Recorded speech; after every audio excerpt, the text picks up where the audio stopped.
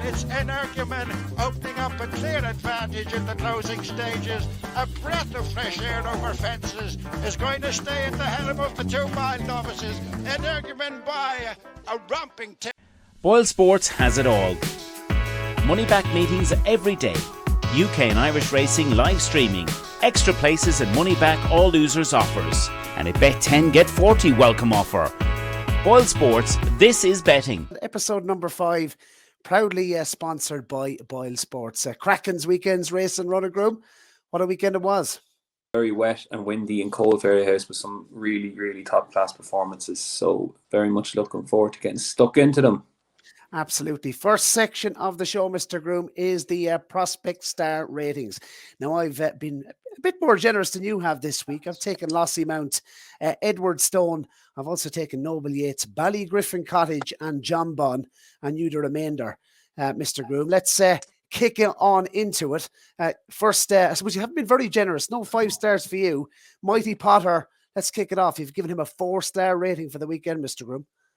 Yeah, well, really liked him. He was really good there. Like, obviously, I was very much in the Trees Type Life camp going into the race. What happened to him was unfortunate, so we'll save him for another day. Hopefully, he can get back on track. But Mighty Potter, Jack Kennedy took it up pretty early. I don't know if he wanted to take it up on his own that early. It was the mistake of Shadow Rider that kind of left him 3 or 4 lengths clear, and then a couple of mistakes, not major mistakes, but it just goes to show what the engine he has, Mighty Potter. Like, if you look up the straight, he looked like he might have been a bit of a sitting duck for Galliard de Maynil, who's a second season novice, loads of experience, loads of stamina, and the heavy ground. You're thinking Galliard de Maynil is just going to kind of stay on past him here. Traded 1 to 2 on the machine, I heard. But like, Jack never really looked in much doubt at all with Mighty Potter. He must have some engine. Serious engine, jumped the last and one clearing away. Gordon Elliott running up beside him was a great sight to see on the inside of the course. So yeah, I think he's in pole position now for the Turners. I think that was a serious performance. 2.5 miles looks right up the street. Maybe he was winning in spite of the distance last season over the 2 miles, and he was still a dual Grade 1 winner over 2 miles. But you're thinking 2.5 miles suits him down to the ground, and it's a nice little path to the festival for him now. He could go back to Leopardstown, the Dublin Racing Festival, maybe for the 2.5 there, and land into the Turners there in good form. I mean, it's hard to see anything, if all going well at Leopardstown, it's hard to see anything usurping him in favouritism at this point. My other 3 then, I've 3 novice hurdlers, so I'll kind of take them as a group. First of all, Sandor Clegane won at Punchestown last Tuesday. Thought he was really good. Now, it's only a maiden hurdle, nothing to write home about, as was Facile Vegas. But what Sandor Clegane did, I thought was very good. He picked up really well, and out of nowhere, he put up 12 lengths between himself and his rivals. Paul Nolan talking about the Albert Bartlett as possible for him. Earlier, he's beat by Champ.ie at Galway over 2 miles, and that trip probably just caught him out. He was winning over 5.5 here, and I thought it was a really good performance. Could he be one for the Lawlers? Nice 2.5 Grade 1 there in January, possibly. 16 to 1 now. 16 to 1, Ronan Groome with Boyle Sports for the Albert Bartlett value. Yes. Yeah. That's interesting. Like, that's not a bad price. If he was to go for the Grade 1 at Naas, that's a race that's often, taken en route to Albert Bartlett. Ginto won the race last year and went off as one of the main contenders for the Albert Bartlett. So we would see how it goes there. Facile Vega, look, people think I only gave him 3 stars. Like, we all know he's from last year, he's a good horse. What did he achieve on Saturday? Look, he looked good. He picked up well. Nothing wanted to actually get close to him, though. Like, that's the thing. Like, they went no pace at all. They let him do what he wanted in front. And realistically, the horse was what, 1 to 10, 1 to 7. Nothing wanted to get close to him. They're all thinking about later down the line. And just at the third last, seen a bit of a think about things, had he? A small little jink, yeah. I wouldn't be too worried about that. But, like, to judge him on what he's done there, I think is, to read too much into it would be difficult. Like, he's very short now. He's 5 to 4 for the Supreme. He's always been short, but to cut him after that, I thought was a bit too much. So, look, he was fine. He did it well. What Marine Nationale did was probably a lot more impressive in a Grade 1. Look, Barry Connell's made no secret of what he makes of the horse. He thought the ground had gone for him going into Fairyhouse, the soft ground. He's kind of a summer horse where he won his 2 bumpers towards the start of the season on good ground. And he drifted all the way out to 5 to 1. Giving him a 4-star, Mr. Groome, Marie National, on a par with Mighty Potter. Just interesting, yeah, like, obviously it was a drifter on the day. The ground did seem to go for him. But forget about the horse's performance. What about Jerry Hannon's performance? Marie National on the near side. There was a couple of them on Sunday, all right. Yeah, I thought it rode a good race, and we were there standing beside your brother. Rory was there and said to me, "They can't all be good straight away after the line." But I don't know. I thought it rode a good race, and the 4 of them come miles clear of everything else. Nothing else could live up there with the pace. And it was the first thing you said to me after the race. You think that's after riding a good race. Now, very disappointed with Pat Doyle because he dropped out very quickly. Yeah, you would have thought it'd be up his street as well. He was back in 5th, so I just wonder how, he obviously, there's obviously something amiss there with Pat Doyle. He just went out like an absolute light. So yeah. Possibly, yeah. But look, Marine National was good. It was a good ride as well. He was hemmed in behind the front 3 there, kind of coming to the second last, and in between the second last and the last. And jockey didn't get the greatest jump at the last. Yeah, it's the first time he's had to show real battling qualities, isn't it? In fairness, and he's done well. I think he's won on better ground. You might see a better horse. It's only his second start over hurdles. Couldn't have as it was for a lot of those. Couldn't have him for a Supreme myself. There's interesting. There's a portfolio we have coming up, and forgive me the name. We'll flash the name up now, and we're doing the portfolio spotlight. But the one of our commenters has backed him for the Ballymore, which is interesting. Like, if you're thinking Facile Vega and Supreme, there could be a lot of diversions to the Ballymore, and I like the speed angle on the Ballymore. The 2 mile grade 1 speed angle is always worth looking at. So yeah, my last one I'd like to talk about is Love M'Ba. A big fan of this mare last year. I thought she was really, really good. I know you liked her as well. She's real tough mare. Once she gets in front, there's no passing her. She first appeared Novice. She first appeared Ronan Groome in the tracker section on this show. Went on to win the mares. Yeah. Did it really well at Sandown. Went on and won the mares Novice there. Huge field. Got to the front and stayed on really strongly up the hill. She might need soft ground. That's what she had.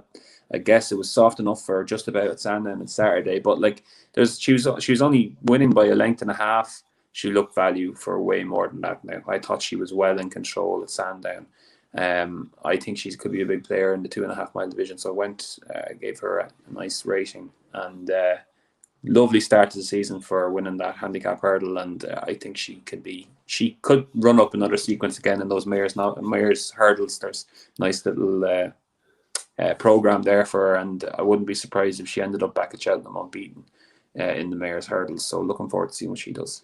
Yeah, I think the step up and trip is going to bring out even more improvement in her. Just her style of race, and obviously she was prominent right throughout. But I think stepping her up and trip, you're going to see a better horse. And she's 7-1 with BOYLESPORTS for the mares hurdle 2023.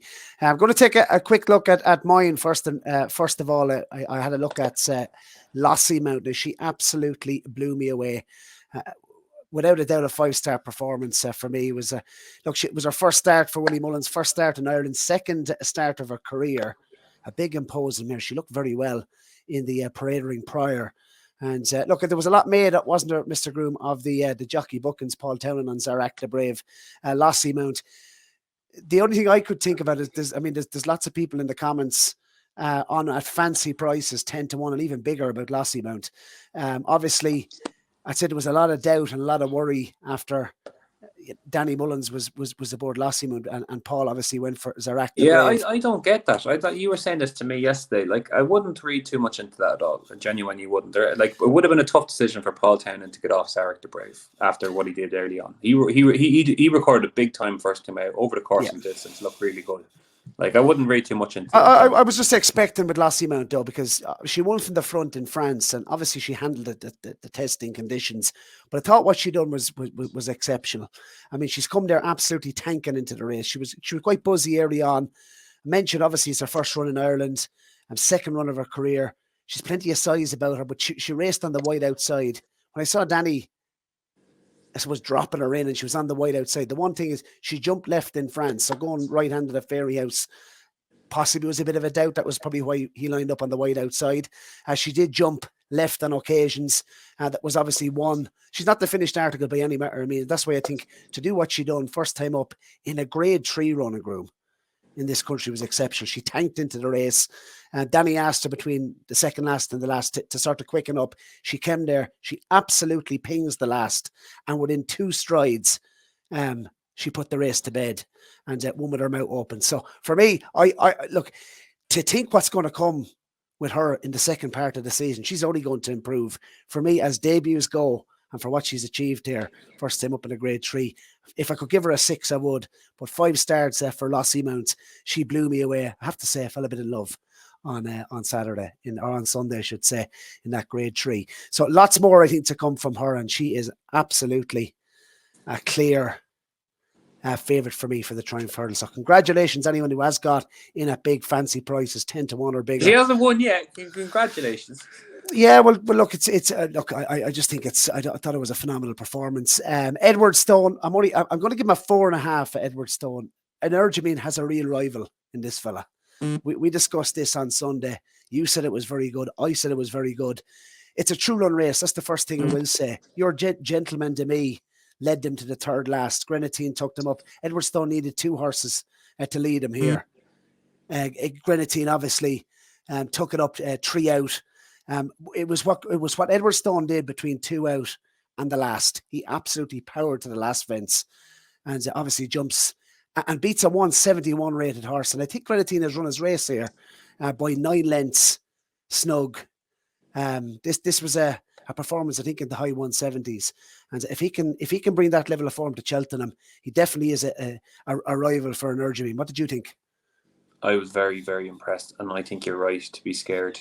Quick ground or decent-ish ground, good to soft ground. I know Alan King has waited a while and he wanted soft ground as well. Fred was done to start him off, but good to soft ground at Cheltenham come March.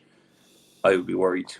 You're probably wondering how I give Lossie Mount a 5-star performance. She done everything wrong and still won. Edward Stone, where would I dock him the 0.5 point? Probably. He jumps quite low, doesn't he? You might say that's economical, but there's nothing sort of flash about him in the air. He is quite low at his fences. He absolutely took the 6th last out of the ground. And for me, going into a champion chase, I don't think he can afford to make any mistakes like that to beat Energumene. So I think he's going to have to be absolutely, I suppose, flawless in a champion chase to beat Energumene. But certainly I think he is a real rival. So 4.5 performance for Edward Stone. Chris Houghton, a big fan, of course, in the comments. He loves you, Ronan Groome, Chris, but he's on a fancy prices. So congratulations to you, Chris, for that. Obviously, he hasn't won any champion chase, but you've definitely got the value on him. Next one for myself, Ronan Groome, is I've taken Noble Yates. Now, did Ruby Walsh put it up at 66 to 1 or something for a Gold Cup? Noble Yates. What a gamble this was. 13 to 2. For the opening show into 3 to 1. Now it's taken some money on a Saturday to do that, Ronan Groome, aboard Noble Yates. So obviously, as the fella said, they knew coming in here, and I'm not sure the quality of the race. The finish in a bit of a bunch. A High Seigneur, he was very disappointing first time up. He's come in here. He's finished. There was not a Dasher Drasher has finished ahead of him. I think that's £10 off Gold Cup form. Obviously, Noble Yates is very cosy at the line. But for me, I would worry about Noble Yates in terms of his tactical pace in the Gold Cup. I mean, they're going to go a much stronger pace. Emmett, I think after the race, said that the two in front softened each other up. Well, if they softened each other up and he's picked up the pieces, there's going to have to be a lot of softening up in the Gold Cup, because I think he does need to improve. It was a 3.5 performance for me. Noble Yates, wouldn't rule him out, but at the same time, I certainly wouldn't back him at his current price either for a Gold Cup. Noble Yates. I'd be more interested in him going back towards a national. We've seen obviously repeat winners in recent times, and Noble Yates, between the second last and the last, it was like a 5 furlong sprinter. What did you think? I liked them. I have to say I did. Yeah, I really liked it. I'm disappointed with a High Seigneur. It's just the jumping. It's just killing him now this season.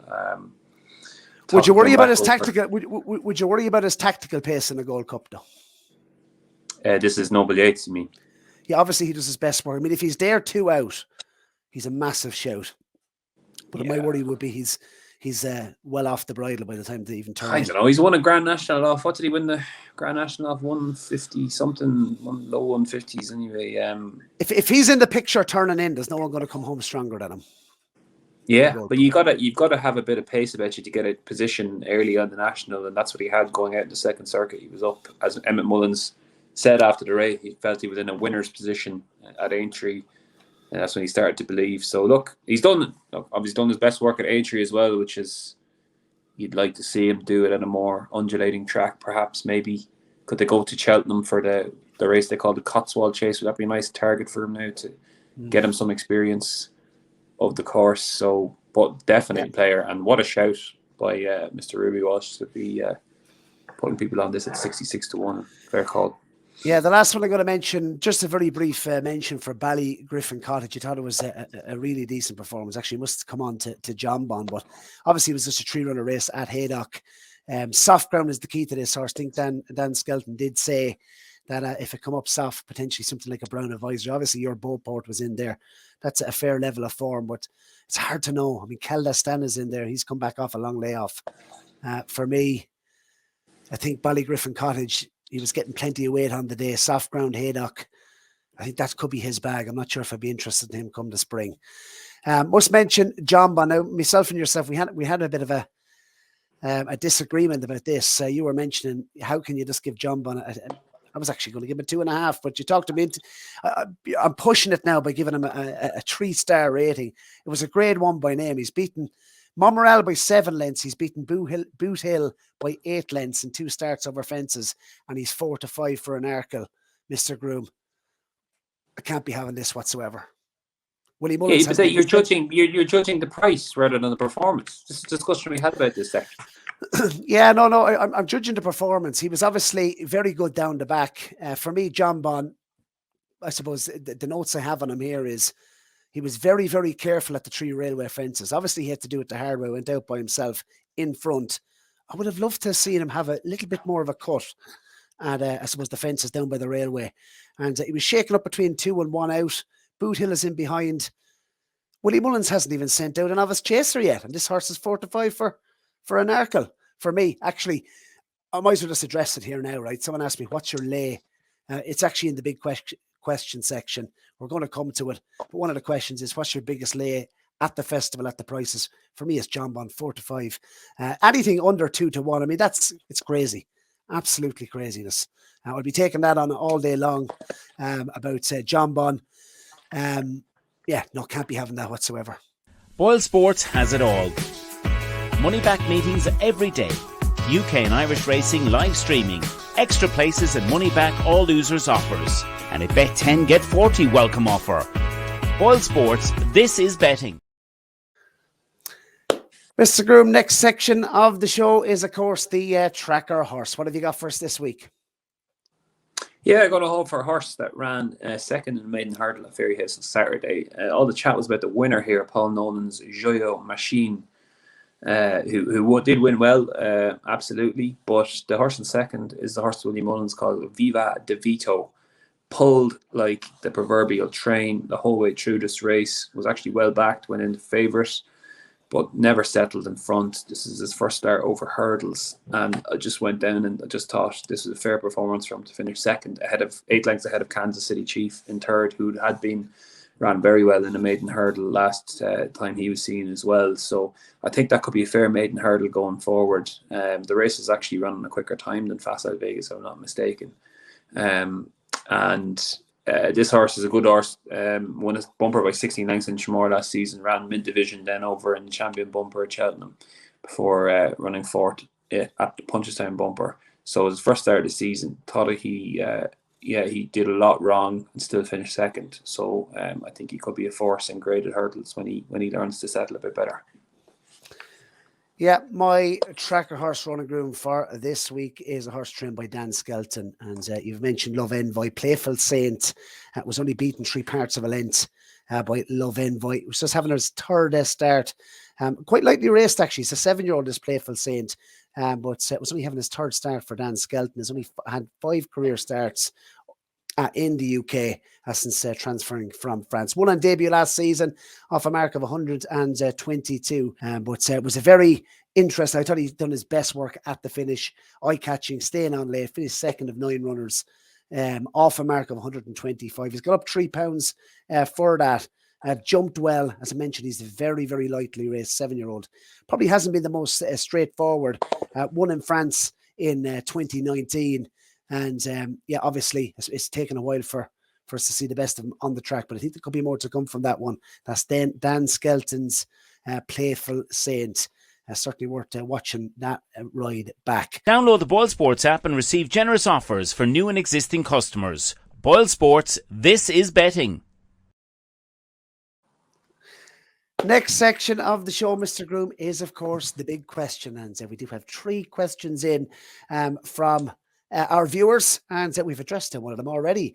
And it is, who's your biggest lay of the festival at the current prices? Well, for me, 4 to 5 John Bon. I'll be taking him on all day long. As I mentioned, Willie Mullins hasn't even sent out a 2-mile novice chaser yet, Mr. Groome. And you were mentioning off air that Facile Vega is one at the current prices for the Supreme that you're happy to take on. I mean, like, that's just a thing I probably would. I wouldn't touch Allaho at the moment as well for the Ryanair, just with the fitness worries over him. But Facile Vega, just to clip him into 5 to 4 after what he did at Fairhills, I just think was a bit of an overreaction. We want to see him in a graded hurdle for once. He's a champion bumper winner. I think he could be better over a bit further in time as well. His mother, Vega, obviously did it all over 2.5 miles and 3 miles. So look, it's hard to crab him for him. He was a brilliant horse last season. He did nothing wrong first time out, but he didn't achieve much either. I wouldn't be touching him at 5 to 4. Personally, it's not my sort of thing anyway to back short price favourites. But of all the favourites at the festival now, he looks probably the most short on my side from what he's achieved. Okay, second question comes in from Chris Hooton, and he asked the question: can La Homme Presse beat Gallopin Des Champs? Firstly, I will be taking on Gallopin Des Champs over 3 miles plus this season. La Homme Presse. How impressed were you at La Homme Presse up at Newcastle, Mr. Groome? Yeah, I thought he was really good. And to answer the question, Chris, I definitely think he has a chance. Like Gallopin Des Champs is just going to be this talking horse all season, like hypey, but like just take him for what he is. He was all power over 2.5 miles, jumping at power and chucking along and getting the horses out of their comfort zone. The fall at Cheltenham was a freak fall, but what was he going to achieve there? He beat Bob Ollinger, who's probably out of sorts. Showed that at Punchestown next time out. And granted, Gallopin was excellent and his grade ones in between that. But he's doing it all over 2.5 miles is my main point. And the Gold Cup, it's 3-2. It's an absolute, it's just a completely unique test. At least La Homme Presse has done it over 3 miles in heavy ground at Cheltenham as well. Absolutely. Like, people are talking about Gallopin Des Champs as if he's unbeatable at this stage if he stands up, and I don't think he's anywhere near that yet. And 2.5 miles, he goes over 2.5 miles again on Sunday at Punchestown, and we'll see what he does there. But if the race was run tomorrow, Ronan Groome, and there was the same price discrepancy, if that makes sense, if the race was run tomorrow, I'd be with La Homme Presse. Absolutely, 2 furlongs. His main test, Gallopin Des Champs, is likely going to be when he takes on 3 miles. And even then, like Leopardstown on decent ground, it isn't the most arduous task for him. 2.5 around Cheltenham, where you're kind of blunting what made him really good last season, which was speed and jumping and as I said, going along and using all his power. You got to have to settle better over the 3-2 at Cheltenham. You really got to get into a good rhythm then at that sort of pace. It's a different. Are they forcing things? Are they forcing things trying to make him into a Gold Cup horse this season? I'd love to see him in the Ryanair. I think I'm 100% with you on this, Mr. Groome. I think he's seen the best effect over 2.5 miles. We've been banging this drum for a while. But as I said, if the race was run tomorrow... You say that you'd love to see him. Now, personally, I'm looking forward to seeing... This is speaking from a price perspective of what he's done in the Gold Cup. But personally, I'm excited to see what he can do over the 3 and 2.5. And I think it's worth a go. I just think he's not proven from a price perspective. If you're taking the Ryanair or the Gold Cup, you're as a contender, you'd love them to go for the Gold Cup all day long, really. So I'm excited to see what he can do from that perspective. But from a purely price perspective, I need to see it first before you can truly believe in it. Okay, fair enough. Dan's Dollars. Dan's has asked us, how much improvement do we think we will see from Chapeau de Salil next time out? He certainly was an eye catcher. Now, Ronan Groome, you're not going to answer this because you were gone. I must tell the listeners you were gone by the time the bumper, out of protest. Ronan Groome, of course, does not like bumpers. He left actually after the handicap hurdle, after Emmett Mullen's horse won the handicap. Ronan Groome was gone. He didn't even stay for the bumper. That's the dedication he has to or that's how stubborn he is when it comes to bumpers. Stupid races that we need to overhaul the system completely. This is a discussion for another time. But I wasn't blown away by this horse. I wasn't blown away by this horse in the parade ring. Now, he wasn't over big. Chapeau de Salil did his best work to finish. I don't know now, Dan. I wouldn't be getting too excited. I think the best horse won the race on the day, and it was easy to say the Chapeau de Salil was doing his best work at the finish. He was an eye catcher and all this, but I think it's a different story than Fernie Hollow, who, of course, did finish second, wasn't it, in this exact race before going on to win the champion bumper. Different scenario, I think, here. And wouldn't be for me, Mr. Dans. So that is the big question. Of course, do get your questions in ahead of course, next week's show. Mr. Groome, you're going to be away for 2 weeks, so we're going to have a replacement for you on the show. But we haven't decided yet who we're bringing in to replace you. We might bring in I don't know. We'll wait and see. Big question to get them in for next week's show. Right, Mr. Groome, next section of the show is the portfolio spotlight. And we're going to pull up a portfolio every single week. And not too late to get involved. Of course, we did say one last week. Get your portfolios below. Make sure and subscribe to the channel. And, of course, the prize for the healthiest looking portfolio on the eve at Cheltenham, of course, is a hamper to the value of €500. So, yeah, not too late to get involved. One last week. But next section of the show is going to be the portfolio spotlights. Boyle Sports has it all. Money back meetings every day. UK and Irish racing live streaming. Extra places and money back all losers offers. And a bet 10 get 40 welcome offer. Boyle Sports, this is betting.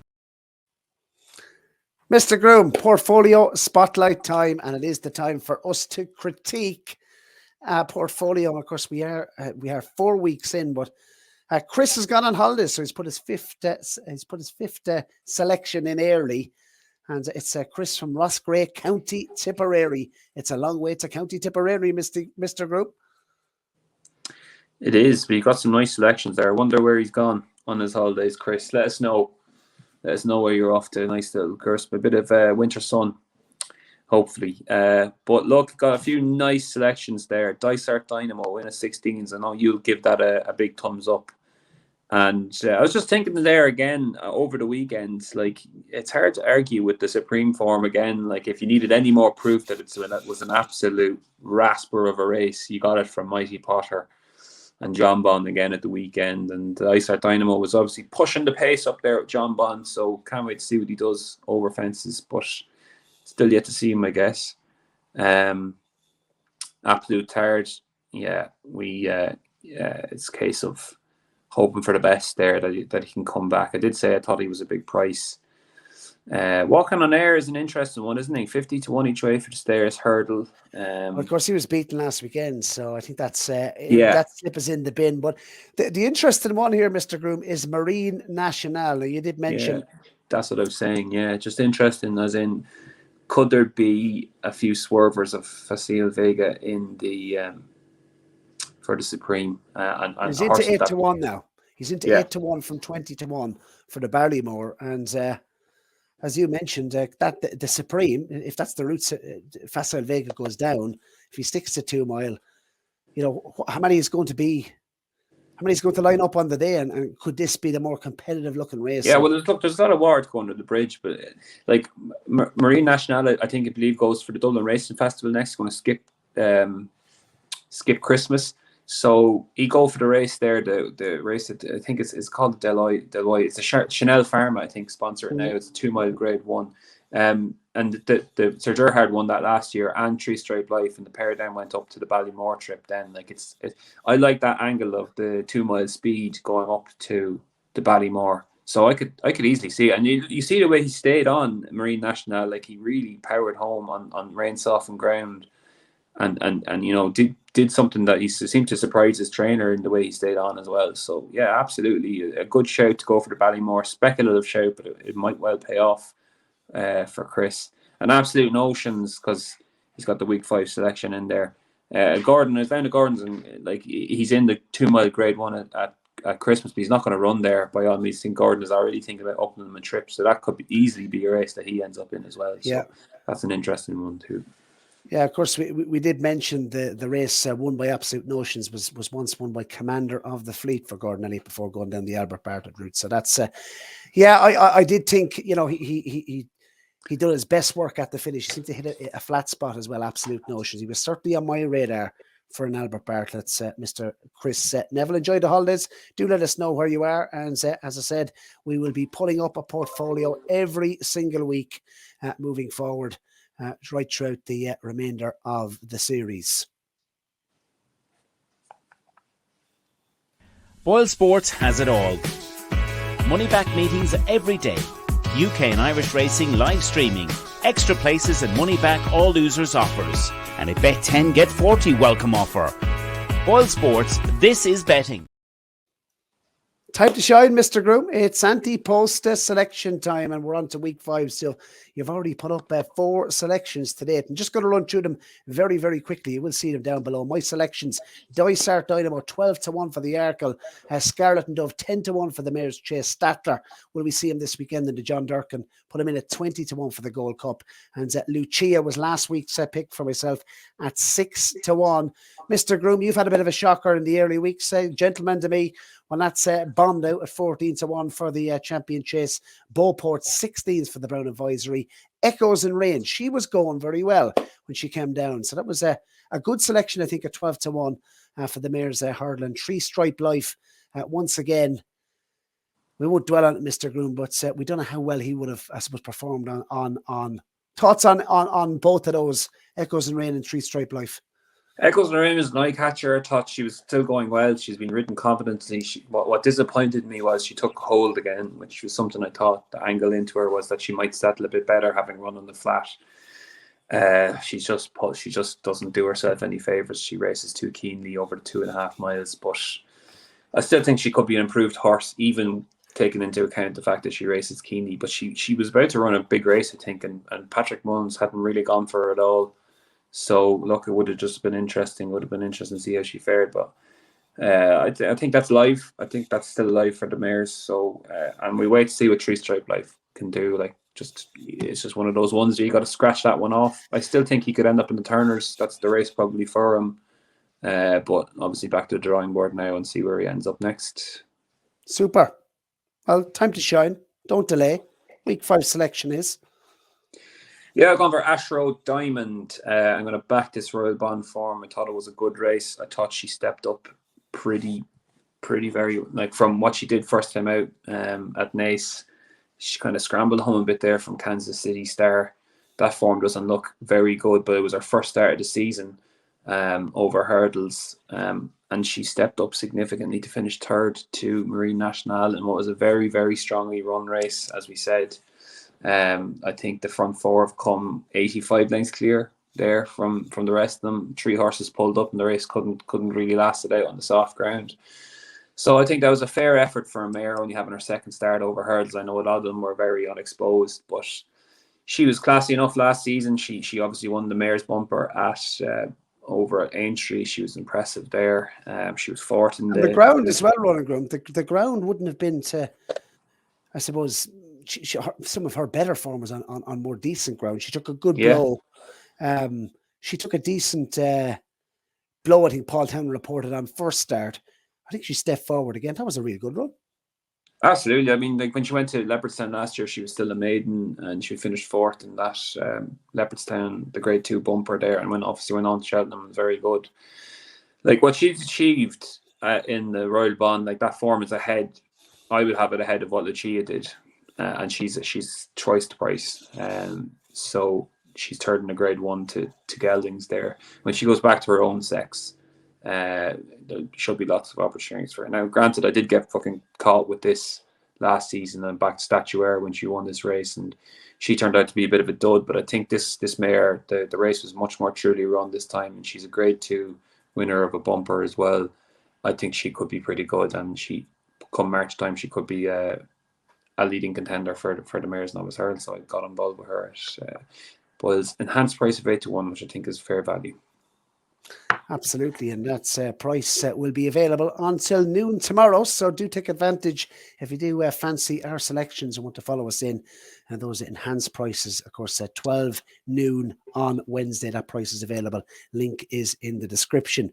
Right, so my selection, Mr. Groome, for the week 5, and I've gone down the route of the National Hunt Chase with 6 runners in it last season. And once again, I'd like to think I'm going with another solid option in these early weeks. We are already in week 5. We still have another 15 weeks to go, or 15 episodes, I should say, to go. So last season, as I mentioned, just 6 runners in the National Hunt Chase. And we might have got some clues at the weekend. Galler D'Amelia is at the top of the betting at 5-2 with BOYLESPORTS. I want to take that on. And the one I have come down on is, he was on the radar for quite some time, but Chemical Energy. And he's 7-1, enhanced out to 9-1. I've taken advantage of that, and I'm putting him in at 9-1. Chemical Energy for the National Hunt Chase. Obviously, I'm not going to see him again on the National Hunt Chase. He wants better ground. He's had 3 runs over fences. He's won over 2 miles over fences. He's won over 3 miles over fences. And Davy Russell, I mean, you couldn't be but impressed with his performance. Again, it was only a 3-runner race at Cheltenham in October on decent ground. But if you watch back the race, they've gone a fair pace. There's 2 decent yardsticks in there, in Life in the Park and Mahler Mission. Both trained by Irish trainers. And I'm not sure if they've fully run the race, but they've certainly made it a good test for Chemical Energy. And Davy Russell did report. The further they went, the better he was warming up. Obviously, Gordon has laid his cards on the table. This is the target. He was back in the spring. This is the spring target. He's run well at Cheltenham, not just once but twice. He finished 5th, of course. He was well supported last year for the Martin Pipe, and it wasn't disgrace. Finished 5th. Obviously, he's going to be a much better chaser. Nice ground will be key to him. But if the race cuts up, Ronan Groome, 6 runners in it last year, 9-1. For me, that's real value. You know the target. I think he is going to be Gordon's first string going to the race. Obviously, we saw Manila Crooner. I get mixed up like you at the weekend with the cheek pieces on for the first time. Got up to beat I Am Maximus. He could be a contender from the Cullentra stable also. But I think this fella's just laid out for the race. And I think he's one of the more solid picks at this stage in terms of those Ante-Post markets. And just looking at Galler D'Amelia as well, he just doesn't do it for me. I mean, he's had 6 goes now over fences. He hasn't got his head in front once. That would have to be a worry, wouldn't it? I'm not entirely convinced. No, I don't think so. Like he's been highly tried, in fairness to him. Like he's running over an adequate trip there as well on Sunday. He's not the biggest horse. I don't think he's prone to a couple of mistakes. Obviously, he's going to go into this with more experience. But this particular National Hunt race, it used to be a race that favoured horses with plenty of experience over fences. Not so much in the last couple of seasons. Obviously, Statler last season, he only had was it 2 runs or 3 runs going into the National Hunt Chase. So I think there's lots more to come from Chemical Energy, and I just think at 9-1, you're going to get that until noon tomorrow with BOYLESPORTS. That I do believe is decent value. So I believe I'm strengthening up the book, Mr. Groome. Thoughts on Chemical Energy? I think it's a fair call, yeah. Especially if he's going to be put away for the race, and Gordon has done that before with was it Galvin he put away for the season? Yeah. So obviously he's tried and tested routes. So yeah, I think it's a fair shout. Yeah. I'm not going to be the first person to talk Chemical Energy up for a National Hunt Chase, but I just think in terms of what's available at the moment, I'm happy to take on the favourite in the race, and I do believe this horse is very fairly priced at 9-1. So that's the week 5 selections, Mr. Groome. You're going on holidays as well. You're off to New York, I believe. Off to New York, yeah, on Friday. First time to the States. So looking forward to it, yeah. Bring us back a stick of candy, will you, and a Toblerone? Bring it back, yeah, no bother. Or Hershey's. Yeah. Well, come here. Listen, if we don't get your selection next week, you're going to be off this show for the next 2 weeks, Mr. Groome, I do believe. Am I right in saying that? I'll be sending my selections if you need them. I will endeavour to get them over to you. Absolutely. We'll get your selections in. If we don't get them in the next 2 weeks, we'll give you 3 selections when you get back. Well, Mr. Groome, it's a pleasure as always. Enjoy the holiday, and we'll see you back next week, folks. For episode 6, make sure to like and subscribe the video, and of course, you can avail of those enhanced prices with BOYLESPORTS by clicking the link in the description. They're available until 12 noon on Wednesday, and make sure to put in your week 5 selections and of course your big questions for the show next week. Inside the final 150 yards, this is a special pair, and it's a hands full of grace. And it's Energumen opening up a clear advantage in the closing stages. A breath of fresh air over fences is going to stay at the helm of the 2-mile novices. Energumen by a romping tip. BOYLESPORTS has it all. Money back meetings every day. UK and Irish racing live streaming. Extra places and money back all losers offers. And a bet 10 get 40 welcome offer. BOYLESPORTS, this is betting.